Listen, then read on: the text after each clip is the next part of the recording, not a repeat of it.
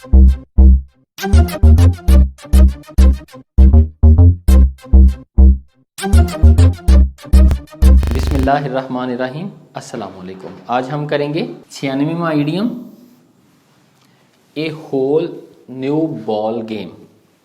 एक ऐसी गेम जिसके अंदर जो बॉल इस्तेमाल हुआ है वो मुकम्मल तौर पे मुख्तलिफ हो, वहाँ पे हम ए होल न्यू बॉल गेम जो है वो इस्तेमाल कर सकते हैं। ये लिटरल मीनिंग है, लेकिन अगर हम इसका उर्दू में वैसे तर्जमा देखें, तब्दील हालात, मुकम्मल तौर पर मुख्तलिफ हालात। अगर हालात मुकम्मल तौर पे मुख्तलिफ हो जाएं तो वहाँ पे हम ए होल न्यू बॉल गेम जो है मुहावरा इस्तेमाल कर सकते हैं ब्रॉडर सेंस में।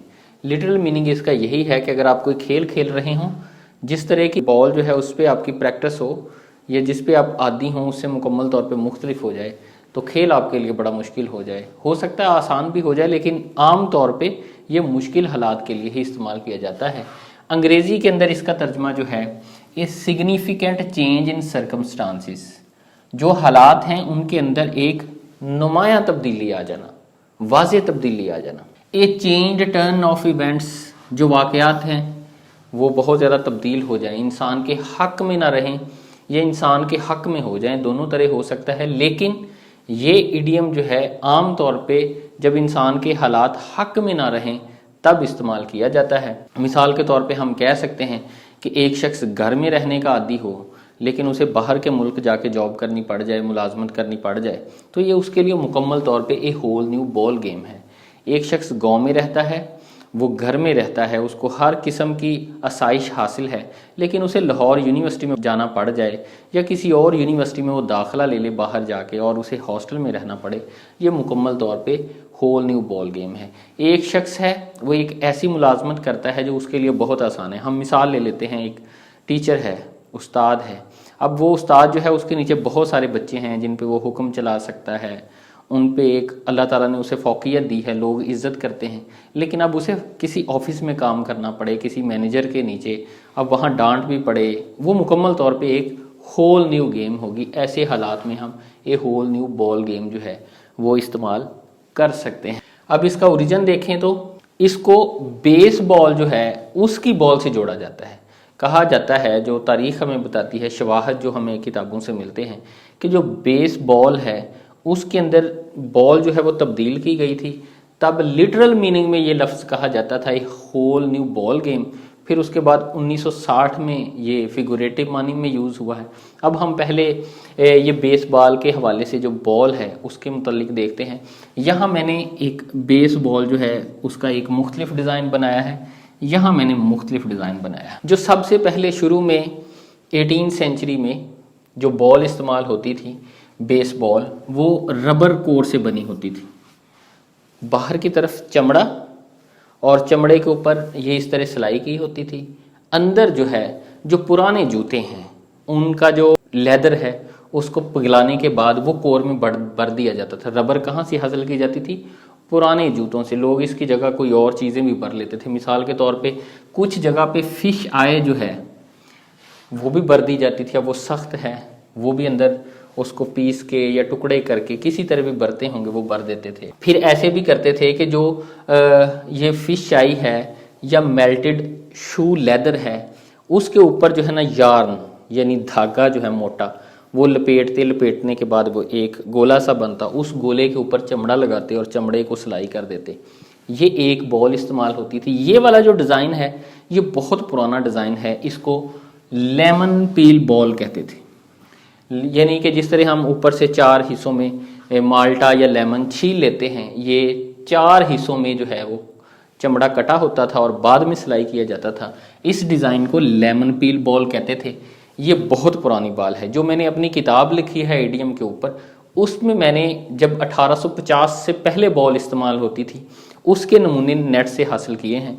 मैंने वो असल तस्वीर वहाँ पे दी है वाइट बोर्ड पे। ये मैंने आपको समझाने के लिए उसका रेप्लिका जो है बनाने की कोशिश की है स्टिचेस के हवाले से। अदरवाइज जो कलर वगैरह है वो जिस तरह की भी असल है वो आप मेरी किताब में देख सकेंगे इंशाल्लाह। जो लेमन पील बॉल होती थी वो डार्कर कलर की होती थी। चमड़ा जो है ना थोड़ा सा गहरे रंग का होता था स्मॉलर, साइज इसका छोटा होता था, फिर लाइट वेट, हल्की होती थी, और अगर उसको शॉट लगाते थे वो दूर तक ट्रैवल करती थी और बाउंस हायर करती थी, यानी कि अगर किसी चीज़ से टकराती थी, टकराने के बाद फिर आगे जाती थी। ये बड़ी इजी बॉल थी खेलना इसके लिए ना, कि आपने शॉट लगाई है बड़ी दूर जाएगी, लेकिन जो सामने वाली टीम है ये उसके लिए मुख्तलिफ हो सकती है, ये शुरू में ही। लेकिन एक मसला इस बॉल के साथ था कि जो प्लेयर थे या टीम के लीडर थे, जो कैप्टन थे, हर शख्स जो है या गेम करवाने वाले थे, हर बंदा अपनी अपनी नई बॉल बना के लेके आता था। हर गेम में नई बॉल होती थी। वो बॉल अब फिश आई से बनी हो सकती थी, उसके अंदर सा डस्ट भरी हो सकती थी, उसके अंदर कोई और चीज़ के ऊपर यार्न चढ़ा हो सकता था। मोस्टली मेल्टेड शू जो है वो होते थे। किसी की थोड़ी सी बॉल वजनी होती थी, किसी की थोड़ी सी हल्की होती थी। किसी किस्म का कोई स्टैंडर्ड नहीं था कि बॉल बनानी कैसे है, साइज़ कितना होना चाहिए, वज़न कितना होना चाहिए, सिलाई जो है वो उसका डिज़ाइन कैसा होना चाहिए। लेकिन मोस्टली लेमन पील वाला डिज़ाइन जो है वो इस्तेमाल किया जाता था। फिर क्या हुआ कि खिलाड़ियों को बड़ी मुश्किल पेश आती थी जब वो खेलने लगते। एक बॉल लेके आए, वो बड़ी वजनी है, अब उन्होंने उस पर प्रैक्टिस की थी जो लेके आए हैं, उन्होंने अपने हालात के मुताबिक बनाई थी। फिर खिलाड़ी क्या कहते थे, ए होल न्यू बॉल गेम, ये तो मुकम्मल तौर पे गेम चेंज करने वाली बॉल है, हमसे खेला नहीं जाएगा, हमारे लिए ये बड़ा टफ टाइम है।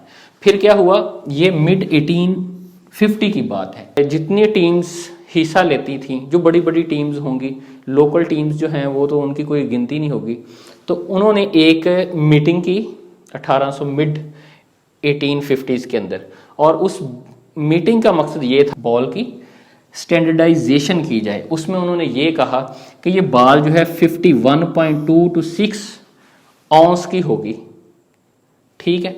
ये इसका एक वेट मुकर्रर कर लिया, और इसका जो सरकमफ्रेंस है, जो इसका रेडियस है, ये 8 से 11 इंचेस के दरमियान होगा, यानी कि 51/2 टू लेके 6 तक जो है वो होगा इसका आउंसेस में वेट। और जो इसका साइज है रेडियस का, या तो 8 इंच होगा सरकमफ्रेंस का, या फिर 11 इंचेस होगा।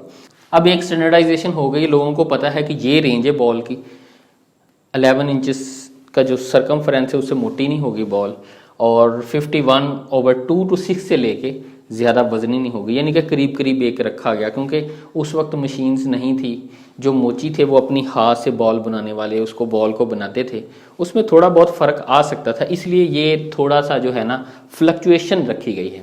लेकिन हर हाथ की बनी बॉल जो है उसके अंदर भी, यानी मैं आपको समझाना ये चाह रहा हूँ कि शुरू में तो बॉल ही मुख्तलिफ होती थी, तो ये मुहावरा तब मुहावरा नहीं था, हकीकत वो लिटरल मीनिंग में इस्तेमाल करते थे कि न्यू बॉल गेम आएगी।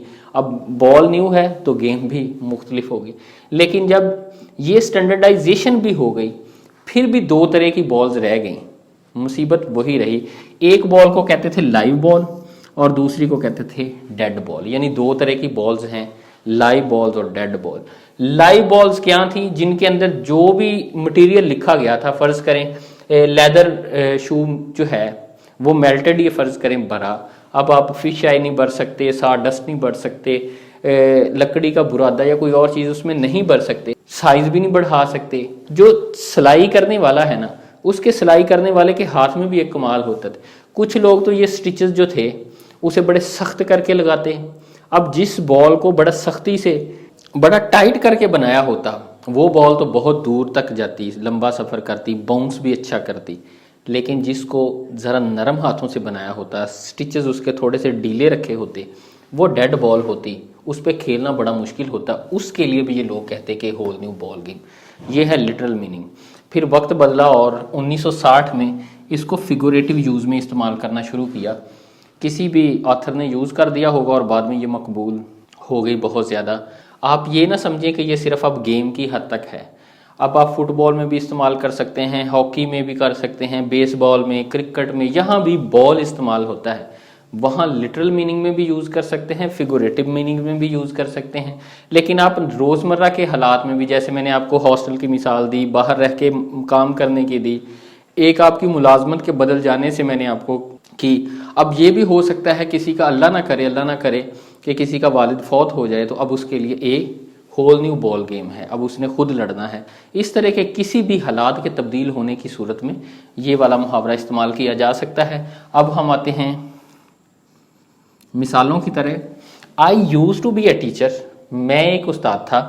सो working in an office is a whole new ball game, अब ऑफिस में काम करना मेरे लिए मुकम्मल तौर पे मुख्तलिफ है। दूसरा जो है लिविंग अवे फ्रॉम होम, घर से दूर रहना is a whole new ball game, मुकम्मल तौर पे मुख्तलिफ है फॉर मोस्ट यंग अडल्ट्स।